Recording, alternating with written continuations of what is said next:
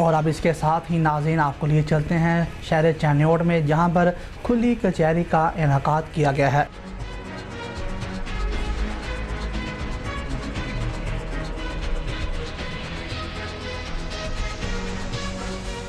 ہمارے نمائندے وسیم دورانی کی رپورٹ کے مطابق بتایا جا رہا ہے کہ وزیر اعلیٰ پنجاب محترمہ مریم نواز شریف کے ویژن کے مطابق لوگوں کے مسائل کے حل کے لیے عملی اقدامات کیے جا رہے ہیں۔ ڈسٹرکٹ پولیس آفیسر عبداللہ احمد نے تھانے میں کھلی کچہری کا انعقاد کیا ہے اور کھلی کچہری میں پولیس افسران اور علاقے کے لوگوں کی کثیر تعداد نے شرکت کی ہے۔